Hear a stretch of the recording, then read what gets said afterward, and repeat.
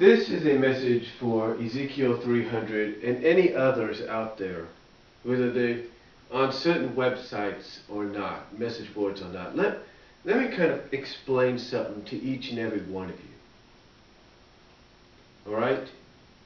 You know, you accuse me and just about anybody else for hating on Ian. Now, there is no doubt there are people that don't like what Ian has done. That's a damn fact. Everybody knows it's a damn true fact. There are those out there that don't like what he's done. But there is no rule in this world, in this country, that states people can't just stand in the middle but not still have a dislike for certain things. Alright? When people like me say we're standing in the middle, here's what we're talking about. We're talking about the fact that we're letting things play out. We may not like what he's done to certain characters, but we're not judging him just yet. We're not saying, hey, let's put the final nail in the coffin and get rid of this guy. No. We're saying, let's see what this guy does next. And perhaps in the eyes of some of us, if he does something we feel is not right, or we feel is pushing the button and is going too far, then yeah, we'll probably take action. Me? Let me explain something about myself. I've made it crystal clear. I've made it crystal clear that I am not going to review any of the current issues like I have. I am not going to judge him just yet. Have you heard me just once? Have you heard me just once say one bad thing about any of the issues he's made? About this story arc? Have you honestly heard me say one bad thing? No. I have not said one bad thing. All I've done is say, hey, I don't like the fact that he's roboticized Sally, and maybe I'm kind of on the fence right now with Antron being in a coma. Well, him being in a coma, you know what, that's fine. I'm okay with that because I know majority of the time people, characters, fictional, reality, they come out of comas. And especially in a comic book, that's the case. Alright?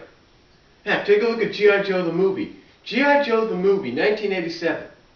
Originally, Duke was to die, but because of the angry protest, the anger that the fans had over what happened to Optimus in the Transformer movie, they changed Duke's story from death to coma, and at the end of the movie, he was out of it. He was out of that coma. Now, true, Buzz Dixon said in the special edition commentary that Duke was to die. He's even indicated that when you listen to the Japanese version, and if you understand Japanese, it indicates he dies. But you see, that's what was originally planned. This is what happened. You get what I'm saying? Now, another thing that people are on the fence about right now is Bunny Rabbit. Alright? A lot of people are uncertain about what he's going to do. Me, honestly, being a long-time fan, I know what might happen, but I know it's going to be done in a positive way. I will give Ian credit on that. If he goes a different direction, yeah, that would surprise me, but I'm not going to judge him for it. See, my plan is to take every single issue that this entire story arc is involved in. Even if it's the Sonic Universe spin-offs, which I'll probably have to get my hands on in the near future. But if it's them as well, here's the thing.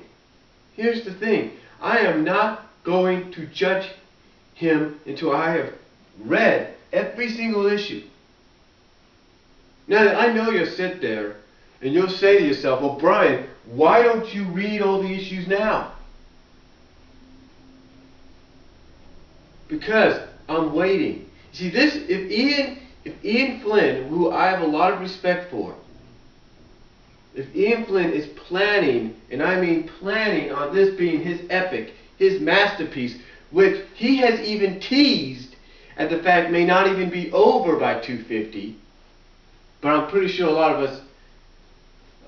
us who kind of find that hard to believe, kind of feel there's going to be a major turning point at juncture. But still,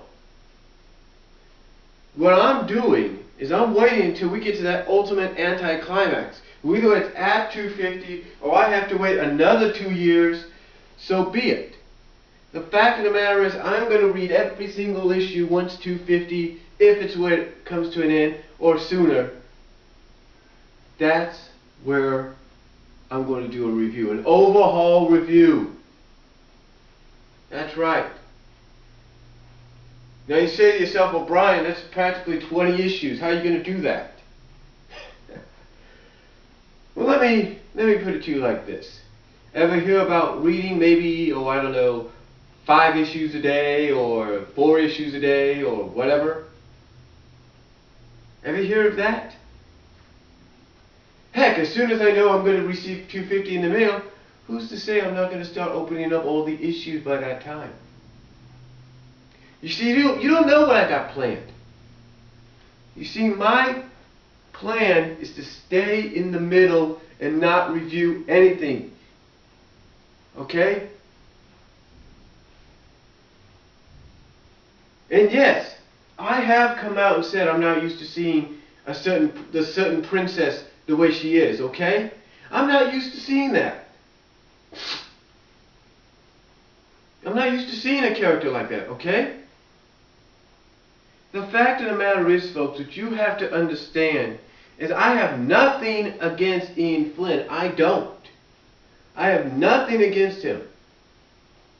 I like some of the things he's done. I like the fact that even though Ken Penders had it originally planned for 200, which you have to admit was probably going to be a good idea, I like the fact that he did it earlier than usual. He did the Antoine Bunny wedding. I love that. Because that was something that a lot of fans had been waiting for.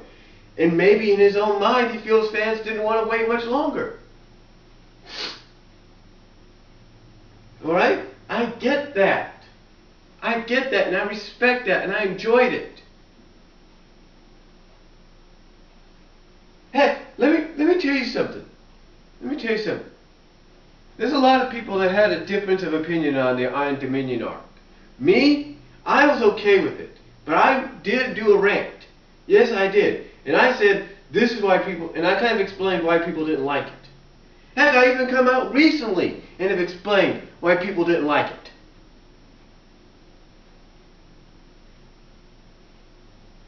Look, the truth is, I have nothing against Ian Flynn. Never have, never will. Now you could probably watch this video and say to yourself, well, Brian, you obviously do have something against him because you're not on his board. Let me explain something about his message board. Let me explain something about that. Yeah, he banned me. Yeah, he's tossed me off. Yeah, he's gotten rid of me at every chance he's got. But you know what? He can't stop me from joining if I'm, let's say, at another area that has Wi-Fi support. It has a different IP address. He can't stop me if I do that. He can't stop me if I go to the Blues Cafe here in Patterson, California, which has free Wi-Fi, sign in there, and then go to the McDonald's here in town, look at my email, click the OK, or click whatever email I'll use, click the OK, and I'm done.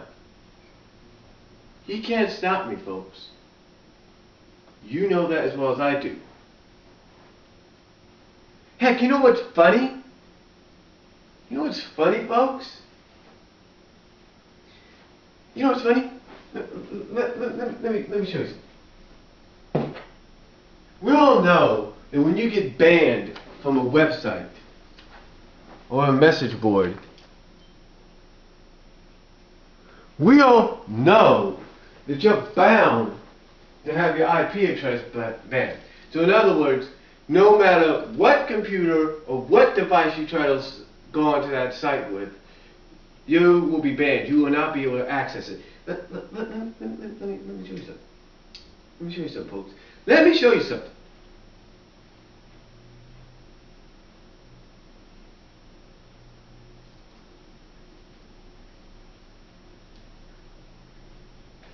Let me show you something. I was banned, right? I was banned from his site, right? Let me show you. If it comes up. Okay? What do you call this? Huh? What do you call that? I ask you. What do you call that? I don't know if you could see it. What do you call that? That's his damn message board. So much for the damn banding. Look. I've tried to contact Ian. I even replied to his DeviantArt thing, and I can understand he doesn't want to have nothing to do with me. And you know what? I don't blame Ian for not wanting to have nothing to do with me or anybody else. Because of one reason. And it's not because the fact that I posted videos at times. No. It's not because I've asked so many damn questions. You see, I have said before that I have nothing against Ian, never have, never will. But if you want to know the one thing about Ian that does bother me, one thing, that's the one little nitpick, is the fact that he can't stand the fact that there are those out there like myself and many others, and I'm sure those watching this would agree, that almost can predict every move he makes. Almost. Not entirely, almost. Let me give you an example.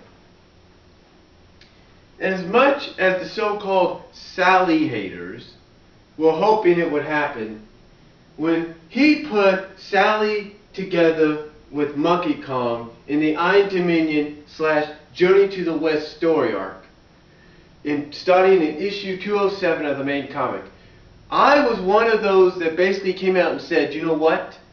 It's not going to last. It's only for the story arc. And guess what? I was right. And there's a lot of people that predicted the same thing too. There's a lot of people that predicted the same thing too.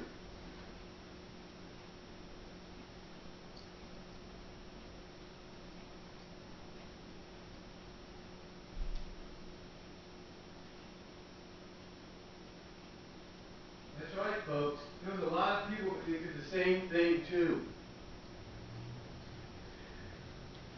The fact of the matter is I have nothing against him. The only nitpick you want to get at, if you want me to get at anything, if you want me to admit about anything, is the fact that he can't stand when people know what he's going to do next. That's why he's doing what he's doing with this story arc. And I respect him for that. Maybe he's doing something and I respect him for that. Maybe he realizes he's got to do something different. Because he knows people are on him. He knows that. You know, and can you honestly blame people when they say, well, it seems like he's going other M on us? Can you blame them for that? No, you can't blame them. You can't honestly blame them. I mean, even though Ian has come out himself and has said, oh, there's no other M, there's no references, it had to take an email finally. It had to take a couple of emails to a friend of mine on DeviantArt, Game Boy Sage, before he even finally admitted, okay, there are some references to other M. The dude is basically trying to say, look, I mean, the dude basically is realizing people are catching on to him, and that's why he's doing doing the things he's doing. And I respect him for that. I respect the fact that he's trying to throw us off. But he also still knows there are people that are going to basically get on him about it. That they're going to know about what he's got planned. And if everything follows in suit, and what people are afraid of is if everything follows in suit about what he's done with other M, then the anticlimax of this whole damn thing will be nothing more than a dream. And fans don't want that. Fans don't want to read 250 and realize, oh, wait a minute, Sonic was having a prophet dream this whole time? Are you telling me some kind of spirit put Sonic in a dream or a coma and made him realize, hey, if you don't shape up and mature and act grown up, this is what's going to happen?